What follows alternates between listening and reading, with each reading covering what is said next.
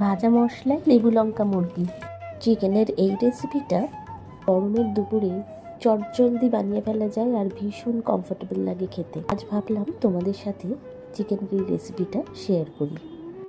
তো চিকেনটাকে পরিষ্কার করে ধুয়ে নিয়ে এর মধ্যে টক দই, আদা রসুন কাঁচা লঙ্কার paste, black pepper powder, Kashmiri red মির্চ পাউডার, লেবুর রস আর সর্ষের তেল দিয়ে ম্যারিনেট করে চিকেনটাকে ঘন্টাখানেকের জন্য রেফ্রিজারেট করে দিয়েছিলাম।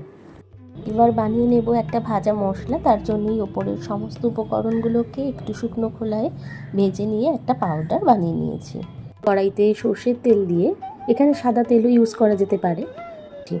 তো সর্ষের তেলের মধ্যে গোটা গরম মশলা, শুকনো লঙ্কা আর তেজপাতা দিয়ে কুচি করা পেঁয়াজ তেলের মধ্যে দিয়ে ভেজে নিতে হবে একটু ব্রাউন কালার না আসা পর্যন্ত। রসুন আদা কাঁচা লঙ্কার যে পেস্টটা সেটাও 1 চামচ মতন দিয়ে ভেজে নিয়েছি।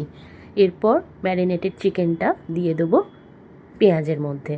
একটু নাড়াচাড়া করানোর পর ওই ভাজা মশলাটা অ্যাড করে এর সঙ্গে দিয়েছি অল্প পেরি পেরি মশলা।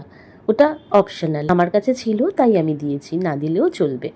এর সাথে দিয়েছি 2টো কাঁচা লঙ্কা, স্বাদ মতো নুন, আর এরপর জল দিয়ে মাংসটাকে হতে দিয়েছি মিনিট 10। 10 মিনিট পর ঢাকনা খুলে এর মধ্যে দিয়ে নিয়েছি আরও কিছুটা লেবুর রস, কাসুরি মেথি আর ধনেপাতা। এই ফ্রেশ ধনেপাতার গন্ধটা গরমকালে দারুণ লাগে। ব্যাস, আমাদের রান্নাটাও শেষ। রেসিপিটা বাড়িতে অবশ্যই ট্রাই করবে।